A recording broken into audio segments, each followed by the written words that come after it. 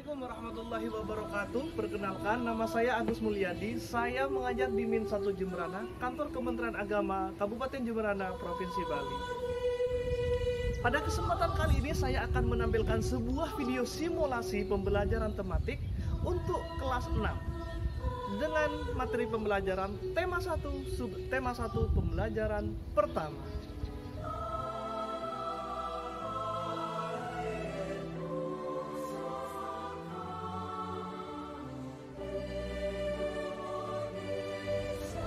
Video simulasi ini dibuat sebagai tugas akhir dalam kegiatan PJJ Pembelajaran Tematik MI Angkatan ke-7 yang dilaksanakan oleh BDK Denpasar.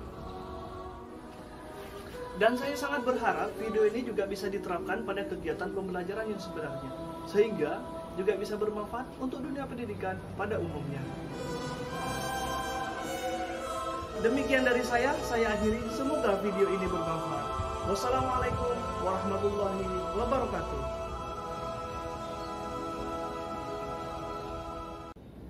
Assalamualaikum anak-anak, selamat pagi. Oke, sekali lagi, Assalamualaikum warahmatullahi wabarakatuh.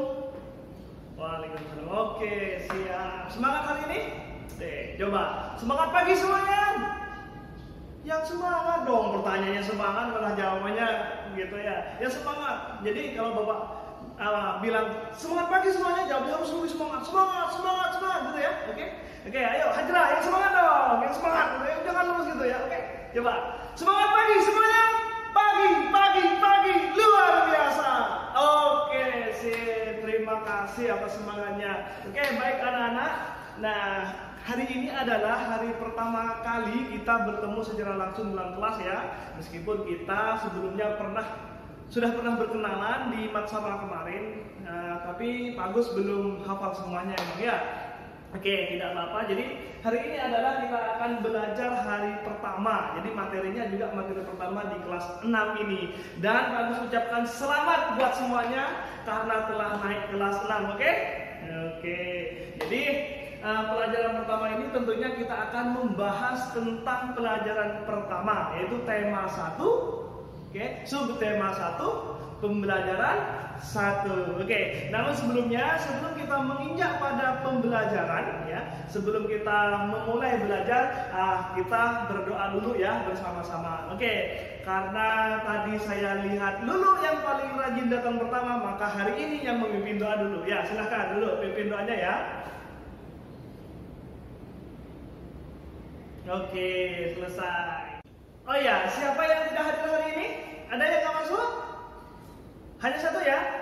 Ya, tadi Helda ya, Helda nggak masuk, sakit katanya. Tadi sudah kirim surat izin di sini. Nah, berarti masuk semua ya, selain Helda ya. Oh, semangat. Semoga sehat semuanya ya. Sebelum itu mari kita doakan dulu. Semoga teman kita ini ya, Mbak Helda, semoga cepat sembuh ya.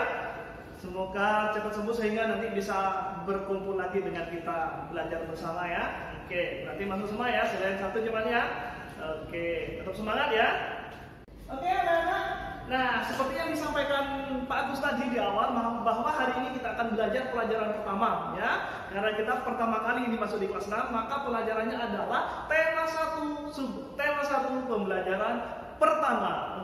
Sebelum kita menginjak untuk lebih melihat mempersiapkan anak-anak ya, untuk sudah betul-betul siap belajar, mari kita buktikan lagi semangat kita. Kalau kita tadi semangat pagi, sekarang kita tepuk semangat.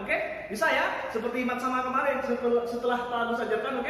Gini, Pak Agus kasih contoh, setelah itu diikutin ya. Tepuk semangat.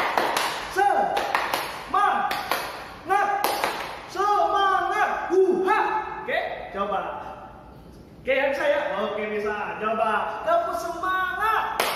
Semangat.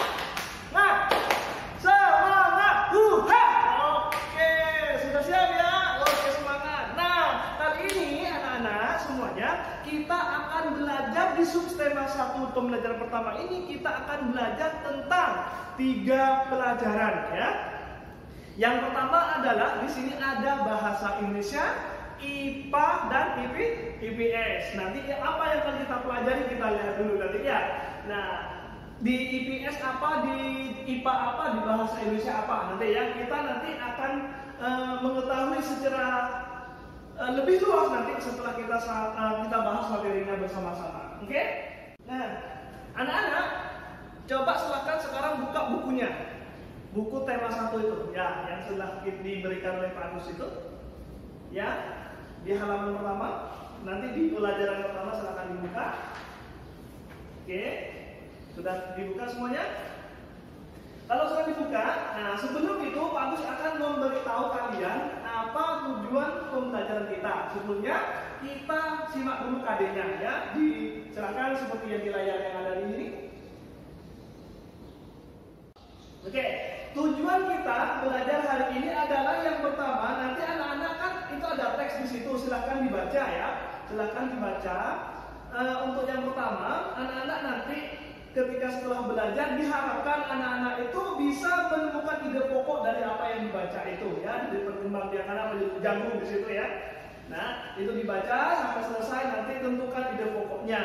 Nah, untuk menemukan nanti ya, terakhir.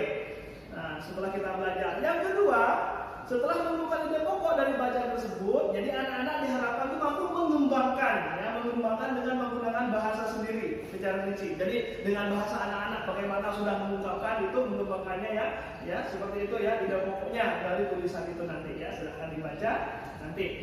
Berikutnya adalah setelah mengamati bunga, siswa mampu mengidentifikasi perkembangbiakan generatif melalui gambar yang dibuat. Jadi nanti ada gambar bunga di situ. Nah, anak-anak itu nanti diharapkan bisa nanti menjelaskan perkembangbiakan secara generatif pada tumbuhan. Oh, begini generatif. Kalau dulu kita anak-anak mungkin di kelas 5 sudah belajar tentang macam-macam cara perkembangbiakan, ada generatif, vegetatif dan seterusnya. Kita di sini akan pada generatifnya dulu, kita bahas seperti apa kalau pada tumbuhan dan hewan, begitu ya. Berikutnya setelah nanti anak-anak juga berdiskusi ya, setelah berdiskusi nanti tentang perkembangbiakan generatif, itu nanti disajikan hasil diskusinya, begitu ya. Berikutnya setelah membaca teks tentang ASEAN dan kehidupan sosial budayanya, diharapkan nanti anak-anak ini mampu menyebutkan kehidupan sosial budaya dari 2 negara paling tidak dibandingkan nantinya 2 negara terkait kondisi geografisnya secara benar. Jadi dibandingkan nanti ya, misalkan negara Indonesia dengan Malaysia dengan Singapura, atau Thailand, Vietnam, gitu ya. Mungkin pokoknya negara ASEAN, gitu ya.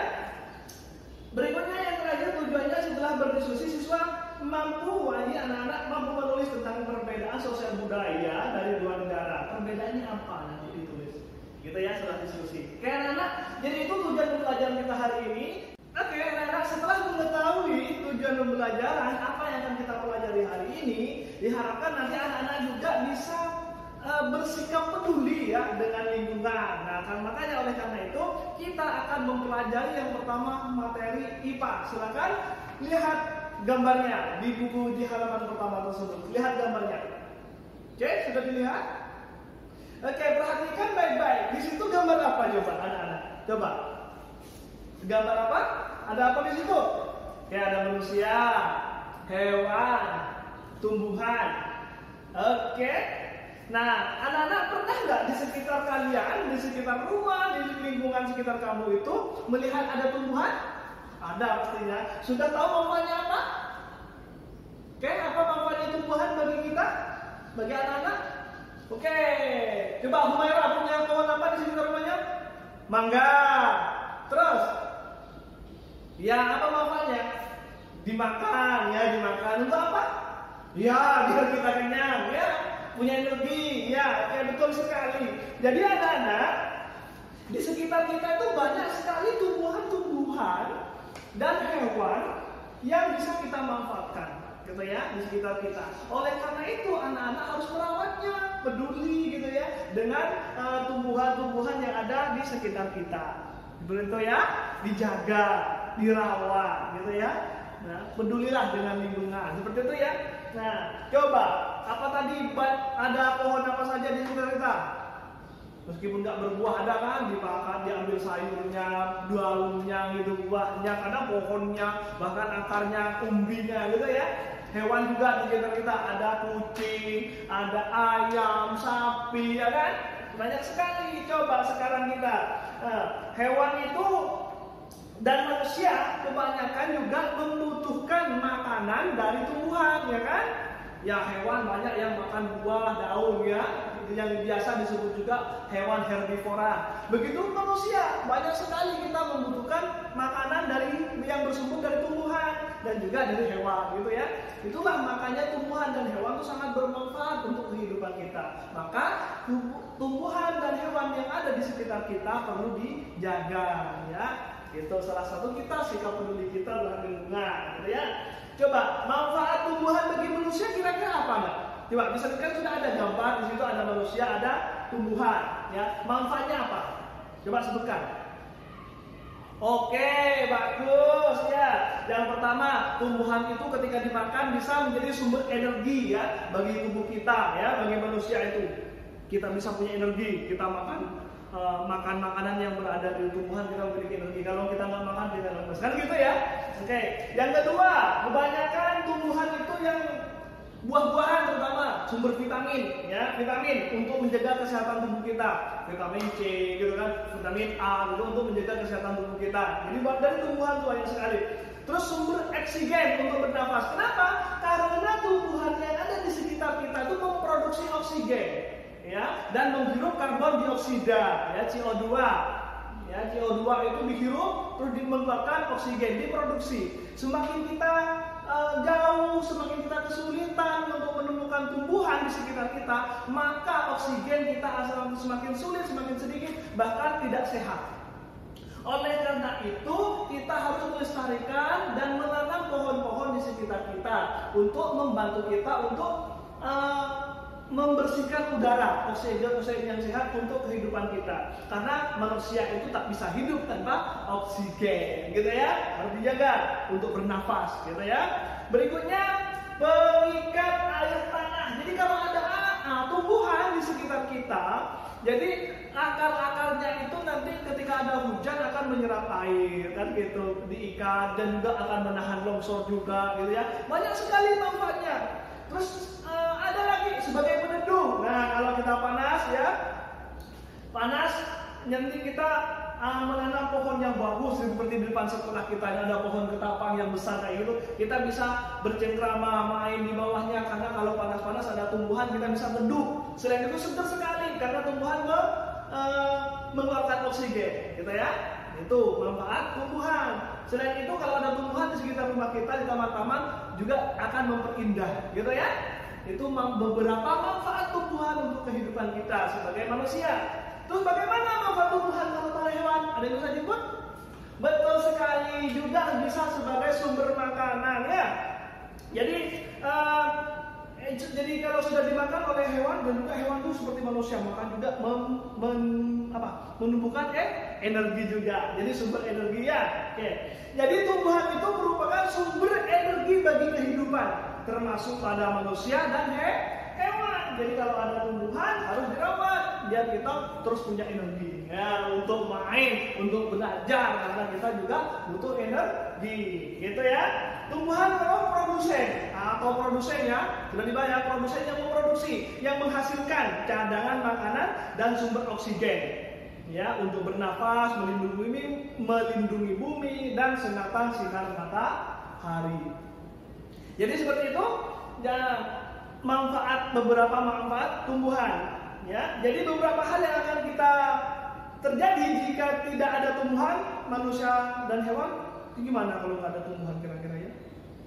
Bisa mati ya, bisa. Terus bumi panas gersang, nggak ada oksigen, nggak ada penyerapan air dan seterusnya gitu ya. Terus bisa kiamat, kehidupan itu berakhir. Jadi itu manfaatnya tumbuhan kita ya. Oke, berikutnya anak-anak silahkan. Setelah beberapa hal yang disampaikan oleh Pak Agus tadi, manfaat dari tumbuhan, maka kita harus peduli terhadap tumbuhan dan hewan di sekitar kita. Berikutnya anak-anak silahkan baca bukunya itu tentang bagaimana cara jagung berkembang biak. Silahkan dibaca.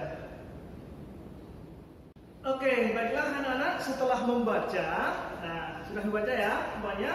Selanjutnya anak-anak di bawahnya itu ada lingkaran-lingkaran diagram itu. Silahkan anak-anak temukan ide pokok setiap paragraf ya. Paragraf 1 apa, paragraf kedua apa, paragraf 3 apa, dan seterusnya sampai paragraf kelima. Silahkan berbentuk kelompok, masing-masing kelompok yang setelah dibentuk gitu ya. Nah, nanti tentukan di paragraf pertama itu apa isinya, yang dibahas ide pokoknya, namanya ide pokok utamanya ya, yang dibahas apa. Oke, silahkan didiskusikan. Setelah itu ditulis di setiap lingkaran itu, mulai dari paragraf 1 sampai paragraf kelima. Oke, silahkan. Oke, sudah dibuat ya, sudah ditulis isinya. Nah, silahkan cocokkan dengan beberapa kalimat yang mungkin akan bagus contohkan hasil ide pokok ya dari setiap paragraf. Nanti dicocokkan dengan hasil diskusi kalian. Oke, di paragraf pertama misalkan ya, setelah dibaca tentang jagung tersebut berkembang biak, paragraf pertama itu adalah ide pokoknya, jagung adalah salah satu makanan pokok masyarakat di Indonesia. Jadi di paragraf pertama itu ide pokoknya intinya membahas tentang jagung sebagai bahan utama ya, salah satu ya bahan pokok, makanan pokok yang ada di negara kita. Di paragraf kedua, nah, perkembangbiakan jagung itu dengan biji. Di situ dibahas bahwa di paragraf kedua jagung itu berkembang biak dengan bijinya. Jagungnya itu ditanam oleh petani ya, ditanam terus tumbuh dia. Di paragraf ketiga itu dibahas tentang bunga jagung. Bunga jagung yang ada di paragraf 3. Bunga jagung itu terdiri apa? Di situ nanti ada yang namanya benang serbuk sari gitu kan. Kepala putih di situ. Ya, dibahas tentang bunga jagung. Berikutnya di paragraf keempat, perkembangan bunga ya, jagung. Dari bunganya sampai menjadi jagung. Bagaimana proses? Dari jagung awalnya dari bunga, terus dia berubah menjadi buah jagung. Di paragraf terakhir anak-anak menceritakan atau menjelaskan ide pokoknya di paragraf terakhir, di paragraf kelima itu tentang pemanfaatan jagung oleh manusia dan petani. Bagaimana anak-anak? Oke, pahami ya jagung setelah dibaca? Oke, silahkan dirangkum, ditulis, ditambahin boleh dengan bahasa kalian ya. Paragraf-paragraf ide pokok tersebut disatukan, disusun menjadi kalimat baru ya, disusun. Setelah dibaca itu nanti dilaporkan sama Pak Agus ya, dikumpulkan masing-masing ya. Dari ide pokok disambungkan. Jadi paragraf yang baru dengan bahasa kalian. Oke? Oke, anak-anak, setelah membaca dan setelah menyimpulkan, setelah mencari ide pokok dan paragraf-paragraf dari bacaan tentang jagung tersebut, anak-anak bisa nggak menyimpulkan kira-kira jagung itu bagaimana caranya berkembang biak? Dengan apa? Dengan bunga. Pintar, Indah Safitri, bagus sekali ya. Jadi jagung itu salah satu tumbuhan yang berkembang biak dengan bunganya. Bagaimana prosesnya? Nah, nanti kita simak baik-baik bareng-bareng ya. Sekarang ini jagung itu bagaimana caranya berkembang biak? Di bunga jagung serbuk sarinya itu akan terbang anak-anak. Setelah misalkan dikenangin dia terbang. Nah, setelah terbang terbawa angin yang bertiup, jadi serbuk sari itu akan jatuh kepada putik sari yang ada di bawahnya bunga itu sendiri. Ya, jadi di dalam bunganya jagung itu juga ada benang sari dan juga ada kepala putik. Jadi jatuh nanti. Ini yang disebut dengan penyerbukan ya, dan pembuahan setelah jadi ya di bawah itu. Nah, perkembangbiakan ini yang disebut dengan perkembangbiakan generatif. Apa generatif? Generatif itu dengan cara kawin ya, dengan cara kawin. Tumbuhan dan hewan itu ada yang berkembang biak dengan kawin atau generatif dan vegetatif tidak kawin. Nah, jagung ini dengan generatif, yaitu proses pembuahan atau penyerbukan dari serbuk sari jatuh ke putik, kepala putik ya, disebut dengan membuahi ya, dari sel kelamin jantan ke sel kelamin betina. Inilah yang disebut dengan generatif ya. Banyak sekali tumbuhan-tumbuhan yang berkembang biak dengan cara generatif kawin ya. Coba lihat gambarnya ya. Lihat di situnya, di bawahnya itu ada gambar lagi di situ. Perhatikan bunga tersebut. Ada mahkotanya, ada benang sari, ya, yang menghasilkan apa? Serbuk sari itu. Ada kelopak, ada kepala sari, tangkal sari, kepala putik, tangkal putik, di situ aja lengkap sekali, ya. Perkembangbiakan generatif atau segera kawin terjadi melalui proses penyerbukan dan pembuahan. Jadi nyerbuk dulu dibantu oleh angin, hewan, misalkan kupu-kupu kalau hewan ya, atau lebah gitu ya, nempel pindah ke bunga yang lain juga membantu penyerbukan. Oke, itu setelah menyerbuk dia membuah, dari awalnya bunga dia akan berubah jadi buah. Seperti itu ya. Perkembangbiakan generatif pada tumbuhan diawali dengan penyerbukan, yaitu melekatnya atau jatuhnya serbuk sari ke kepala putik. Jatuh, serbuk, nempel. Karena angin, karena manusia, karena hewan, gitu ya.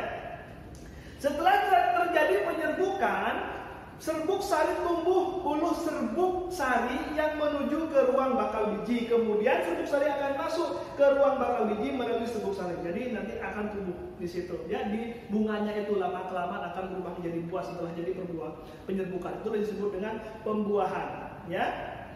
Serbuk sari sebagai sel kelamin jantan. Nah, tadi kan sudah dibahas ya. Sementara putik itu adalah sel kelamin betina atau sel telurnya. Ya. Nyampur buat hamil bunganya hamil, dia nanti berbuah, jadi berubah jadi buah. Oke, nah bisa diteruskan seperti itu ya.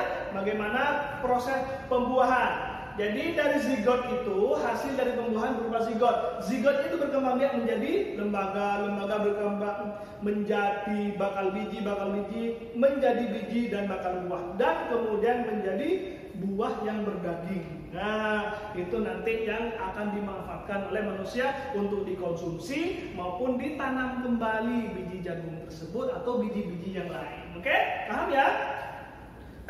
Lembaga yang berasal dari dalam biji merupakan cabang tumbuhan baru itu. Nah, seperti yang disampaikan Pak tadi, untuk ditanam maupun untuk dikonsumsi, ya, dagingnya. Tumbuhan yang berkembang biak secara generatif antara lain, banyak ya, padi, mangga, durian, jambu. Oke, anak-anak, paham ya? Ada pertanyaan? Nah, kalau nggak ada pertanyaan, kalau sudah paham semua silahkan berdiskusi lagi. Nah, itu di tabel itu di bawahnya coba nanti cari bagian-bagian bunga di sekitar rumah kamu itu digambar, terus cara penyerbukannya bagaimana. Oke ya? Seperti itu ya. Gampang, cari banyak bunga di sekitar pohon-pohon itu. Apakah itu nanti pohon itu yang berkembang biak generatif atau tidak? Seperti itu ya. Coba bayangkan, seandainya tumbuhan itu tidak berkembang biak, anak-anak pikirkan, kira-kira apa yang terjadi kalau ada tumbuhan tidak berkembang biak? Tujuan makhluk hidup berkembang biak itu untuk melestarikan keturunannya, sehingga kalau seandainya tumbuhan atau hewan tidak berkembang biak bisa punah, ya bisa punah. Kayak anak-anak, bunga yang indah bukan hanya tumbuh di Indonesia, ya, bukan hanya di Indonesia, banyak sekali bunga-bunga itu, bukan hanya Indonesia. Negara-negara lain seperti negara tetangga memiliki bunga yang cantik karena kondisi geografis yang hampir sama, ya, hampir sama.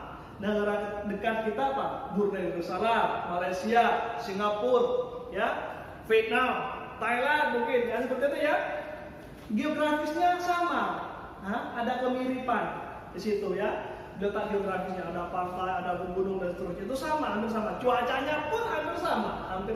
Sehingga tumbuh-tumbuhan yang ada di negara-negara kita dengan negara tetangga itu juga banyak yang sama, ya. Meskipun kadang pemanfaatannya yang berbeda, hampir sama. Bunga yang tumbuh tidak jauh berbeda, ya. Perhatikan jenis-jenis bunga yang tumbuh di sekitar negara-negara kita. Coba, kira-kira kamu bisa browsing, searching internet, bunga di Malaysia, misalnya, bunga di Kamboja, bunga di Singapura atau apalah, bandingkan nanti. Ada, gitu ya. Ada yang mirip-mirip juga. Nah, bunga kembang sepatu contohnya tumbuh di Indonesia juga di Malaysia. Kalau di Indonesia ini digunakan sebagai pewarna, kalau di Malaysia kembang sepatu dinamakan bunga raya dan merupakan bunga nasional. Nah, itu bunga sepatu ya. Tahu kan bunga sepatu? Perhatikan pula bunga Kamboja pada gambar itu ya. Nah, bunga ini sering digunakan dalam perlengkapan tari di Bali. Ya, jadi nanti di Bali di Indonesia ada bunga Kamboja, ya, yang disebut seperti bunga apa ini? Kamboja ya. Nah, bunga Kamboja ini dapat ditemukan di Indonesia dan juga Laos. Nah, di Laos juga ada bunga Kamboja. Di negara Laos itu digunakan untuk dekorasi upacara keagamaan. atau dalam penyambutan tamu, ya. Oke, kenapa seperti itu? Paham? Karena tanah, letak geografi, sosial, ekonominya itu sama. Jadi berlanjut dengan pelajaran IPS yang setelah kita sampaikan dari tujuan pembelajaran kita tadi, bahwa di negara Indonesia, Malaysia, Laos, Filipina, Myanmar dan seterusnya itu memiliki letak geografis yang sama dan bentuk dan beberapa hal yang juga mirip-mirip seperti itu, sehingga negara-negara ini membentuk suatu kelompok atau perkumpulan yang dinamakan dengan Asia. Nah, kita sekarang akan membahas tentang ASEAN. Apa itu ASEAN dan bagaimana terbentuknya, kapan terbentuk, siapa yang mempelopori, berapa negara yang tergabung. Oke? Malaysia, Laos, dan Indonesia hidup berdampingan. Meskipun berbeda negara, namun ketiganya memiliki persamaan dalam kehidupan sosial dan budaya. Sama, ya. Masih banyak negara lainnya yang memiliki kesamaan. Oleh sebab itu, mereka menggabungkan diri dalam suatu organisasi yang bernama ASEAN, ya, yaitu Persatuan Negara-Negara Se-Asia Tenggara. Ya, ada berapa? Ada 10 negara. Nanti dihafal ya negara mana saja ya. Nah, itu di petanya ada gambarnya itu. Ada Myanmar, Thailand, Kamboja, Singapura, Indonesia, Laos ya, Vietnam, Malaysia, Filipina, Brunei Darussalam. Ya, silahkan nanti dihafal. Ya, nah biar anak-anak juga mengetahui nanti kondisi ekonominya bagaimana di negara tersebut, geografisnya bagaimana, sosial budayanya bagaimana, gitu ya. Nanti dipelajari juga ya.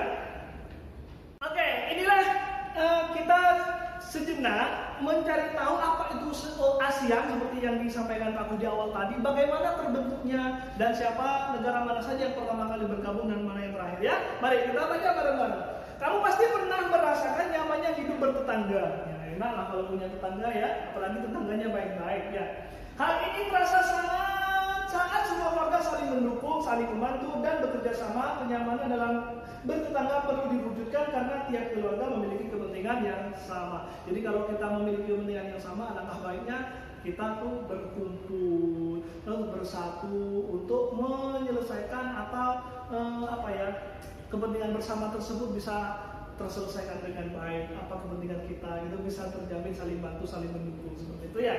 Hal itu juga mendasari terbentuknya ASEAN. Jadi dasarnya itu memiliki kepentingan yang sama, kesamaan geografis, kemiripan budaya dan seterusnya ya. Itu yang mendasari terbentuknya ASEAN. ASEAN adalah sebuah organisasi internasional yang beranggota negara-negara di kawasan Asia Tenggara.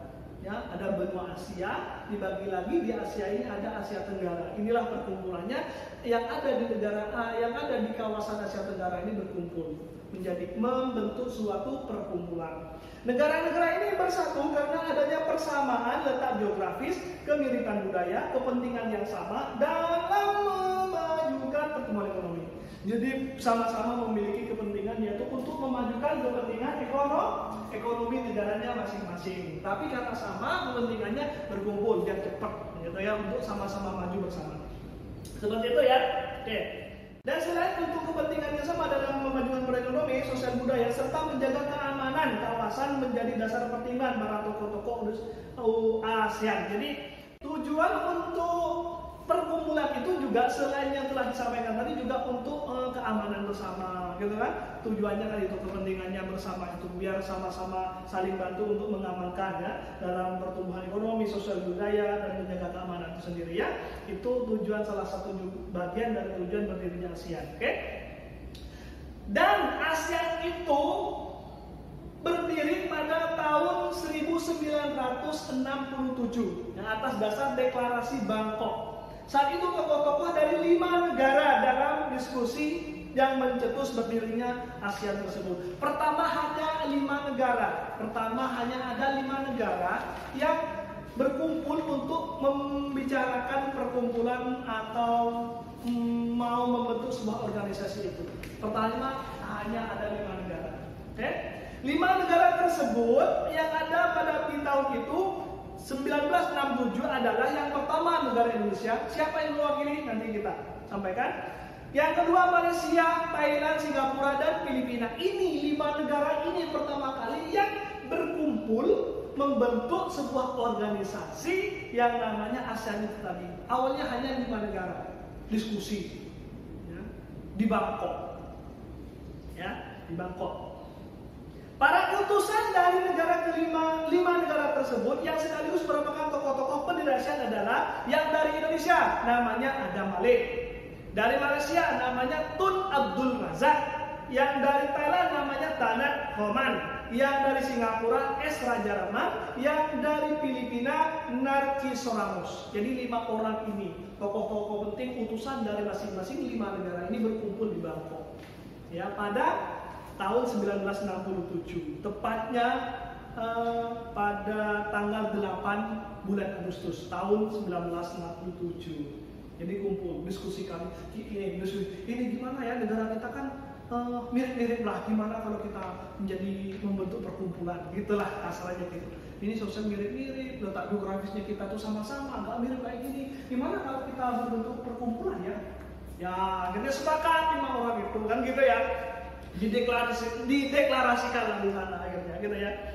ASEAN harus dapat memberikan manfaat bagi semua anggotanya. Itu ya disepakatin. Pokoknya harus saling memberi manfaat pada semua anggotanya itu, gitu ya.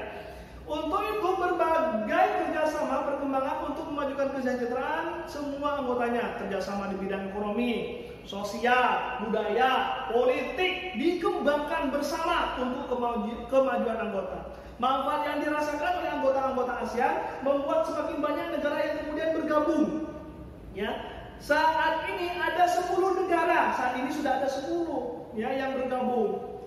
Jadi awalnya hanya 5 deklarasikan. Ternyata dari 5 negara ini sih karena bekerja sama dalam mengembangkan ekonomi dan seterusnya, keamanan dan sebagainya, itu membuat negara-negara di Asia Tenggara yang lain itu tertarik juga ikut bergabung. Oh, ternyata kalau berkumpul bersatu lebih cepat ya membangun pertumbuhan ekonomi gitu, kerjasama di bidang politik, sosial, budaya dan sebagainya. Bagus ternyata.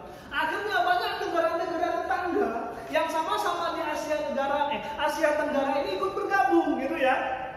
Pertama yang bergabung ya dari 5 negara ini pada 8 Agustus 1967 itu yang mendeklarasikan hanya 5. Berikutnya, tahun berikutnya yang bergabung itu adalah Brunei Darussalam, bergabung pada 7 Januari 1984. Ya. Ya, 1 tahun sebelum Pak Agus lahir lah gitu ya. Berikutnya negara Vietnam bergabung pada tanggal 28 Juli 1995. Ya. Berikutnya Laos dan Myanmar, ini bersama Laos dan Myanmar bareng bergabungnya dengan ASEAN. Bergabung pada tanggal 23 Juli 1997. Ya, bulan ini Juli ya. Berikutnya yang baru terakhir bergabung, yang nomor 10 ini Kamboja, bergabung pada tanggal 30 April 1999.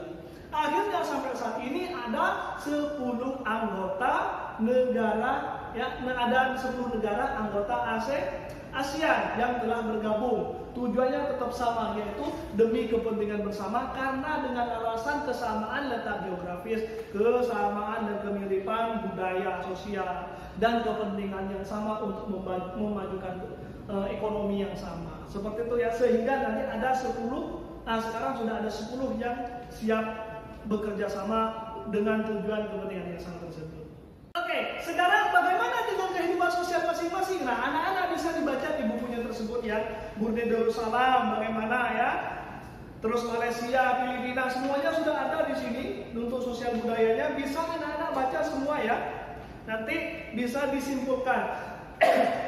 Kok mirip ya? Ya, seperti itu. Apa kemiripannya? Apa perbedaannya? Seperti itu. Ya, bisa dibaca apa keunggulan dan keunikan apa di negara masing-masing yang menjadi anggota ASEAN di negara-negara itu. Diserahkan dibaca, nanti disimpulkan juga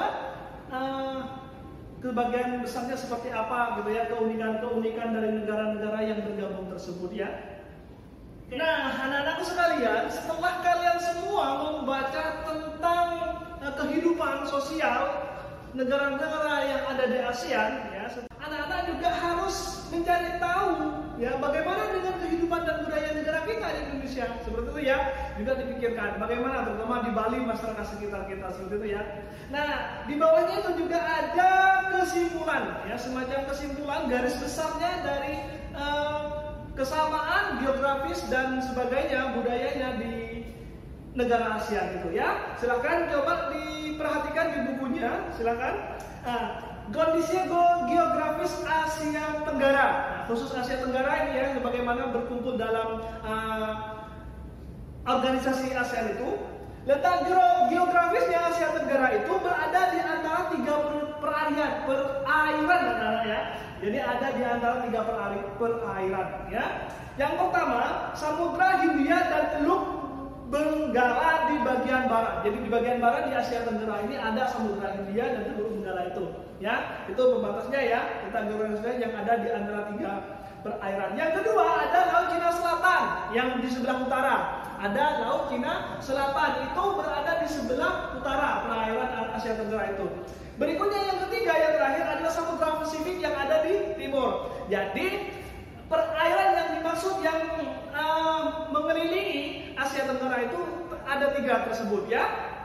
Berikutnya adalah wilayah Asia Tenggara itu menjadi dibagi selain airan tadi dibagi menjadi dua daratan ya, selain 3 perairan yang membatasi kita tadi itu ya.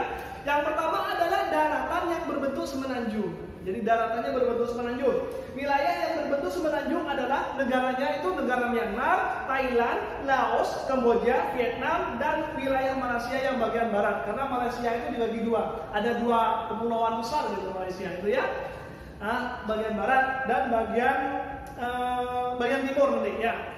Jadi itu ya, kalau berikutnya daratan yang berbentuk gugusan kepulauan ya, banyak pulau-pulaunya itu adalah negara Filipina, Indonesia, Malaysia yang bagian timur, Singapura dan Brunei Darussalam. Nah, perhatikan di Indonesia juga banyak pulau-pulaunya, sehingga negara di Asia Tenggara yang berbentuk dari daratan atau gugusan kepulauan itu salah satunya Indonesia. Pulaunya banyak seperti pulau kita saat ini, Pulau Bali ya. Oke, jadi itu kesimpulannya anak-anak silakan dibaca, dipahami sekali lagi sambil menyimak dan membaca buku-buku yang ada sebagai literasinya ya. Bisa juga browsing-browsing di internet ya. Berikutnya anak-anak adalah tugas kalian berikutnya setelah membaca dan memberi kesimpulan tersebut adalah ada tugas lagi yang harus anak-anak kerjakan di sini adalah mencarilah dua negara saja dari seluruh negara ASEAN yang ada, kamu pilih 2 negara bebas ya, acak. Boleh negara Indonesia dengan Malaysia, Malaysia dengan Singapura, Laos dengan Vietnam, Filipina dengan Kamboja atau Brunei Darussalam, boleh. Ada 2, ambil 2 saja, kamu tulis. Di situ ada 2 diagram. Setelah kamu tentukan, ya boleh berkelompok biar cepat nanti berkelompok dengan kelompok yang sudah terbentuk tadi. Nah, cari 2 negara. Setelah itu dari 2 negara tersebut kamu cari informasinya lebih dalam. Negara ini bagaimana, letak geografisnya, sosial budayanya seperti apa, kehidupan ekonominya bagaimana. Kamu cari kedua negara tersebut ya. Setelah itu masukkan ke dalam diagram itu ya. Tulis masing-masing karakteristiknya ke dalam diagram Venn itu ya. Oke. Dan di tengah lingkaran itu, karena ada 2 lingkaran itu, di tengah itu ada kan berkumpul jadi satu. Maksudnya di situ kamu menuliskan persamaan karakteristik. Jadi kedua negara itu, 2 negara yang berbeda, ada beberapa karakteristik yang sama kamu taruh di tengah. Sehingga negara A sama memiliki di negara B. Misalkan Malaysia dengan Singapura, oh Malaysia memiliki juga ini sama dengan Singapura. Maka taruh di dalam diagram itu ya. Paham ya anak-anak ya cara kerjanya? Oke, ya dari 2 negara bebas terserah kalian. Oke, silakan nanti kalau sudah selesai bilang ke bagus ya. Oke, lanjutkan. Oke anak-anak sudah selesai semua ya. Oke, nggak terasa ya. Sudah hampir habis ini waktunya, sebentar lagi jam istirahat. Nah, bagaimana pelajaran hari ini ya? Menarik ya? Apa yang telah kita pelajari? Ya, jadi sungguh menarik kehidupan sosial budaya di negara tetangga kita ini. Selanjutnya kita akan mempelajari negara kita, negara tetangga, negara ASEAN ini lebih jauh lagi pada pembelajaran berikutnya. Oke anak-anak ya, sekarang coba kita pikirkan dari awal sampai akhir pembelajaran kita ini apa yang telah kita pelajari. Silahkan direnungkan. Oke, baiklah anak-anakku semuanya yang masih semangat, yang masih ceria. Waktunya sudah habis ya, saat lagi kita istirahat ya. Pembelajaran hari ini untuk pertemuan pertama sudah selesai ya. Untuk itu tugas anak-anak di rumah nanti adalah di tugas materi pertama ini, pembelajaran pertama adalah nanti ketika pulang ke rumah silahkan berdiskusi kerjasama dengan orang tua. Kamu cari, perhatikan di lingkungan sekitar rumah kamu nanti ya, cari tumbuhan-tumbuhan yang sekiranya berkembang biak dengan cara generatif ya. Setelah itu diskusikan dengan orang tua kamu ya. Ini pohon ini berbunga generatif kan, seperti itu ya. Diskusikan dengan orang tuanya. Bagaimana ini kok disebut dengan generatif, apa itu generatif, coba diskusi lagi dengan orang tuanya untuk mengingat kembali pelajaran yang sudah kalian dapat hari ini. Itu tugas kalian ya untuk dikerjakan di rumah nanti ya anak-anakku ya. Jadi sekali lagi hari ini kita telah mempelajari tentang IPA, bagaimana cara perkembangbiakan tumbuhan. Ada yang vegetatif, ada generatif. Kita fokus pada generatif ya, yang mana pertumbuhan generatif itu terjadi akibat dari penyerbukan bunga ya kan, dari benang sari ke kepala putik, serbuk sari menyerbuk dan seterusnya ya. Itu proses.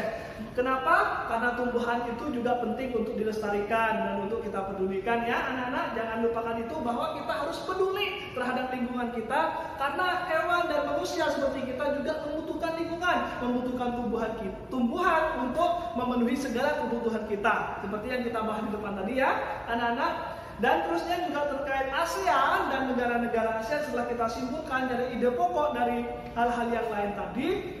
Diingat lagi bahwa ASEAN itu berdiri pada 8 Agustus 1967 gitu ya, diprakarsai oleh 5 negara dengan tokoh-tokoh sentralnya, terus dideklarasikan di Bangkok, dan saat ini ada 10 negara dan ada berbagai macam-macam geografis yang berbeda maupun yang sama, dan beberapa karakteristik yang sama, sosial budaya, keadaan ekonomi, politik dan seterusnya ya. Itu juga diingat-ingat ya anak-anak ya.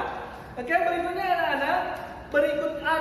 Materi berikutnya, pertemuan berikutnya adalah pembelajaran pertama. Sebelum kita tutup, akan Pak Agus sampaikan, pada pertemuan pertama kita akan membahas tentang PPKN dan SBDP ya, dengan tema tetap di subtema 2, tapi pada pembelajaran berikutnya penerapan sila pertama dan kedua Pancasila dalam kehidupan sehari-hari itu di PPKN. Jadi anak-anak nanti bisa mempelajari Pancasila dulu, bagaimana penerapannya nanti di rumah untuk mempersiapkan diri mengikuti pertemuan berikutnya.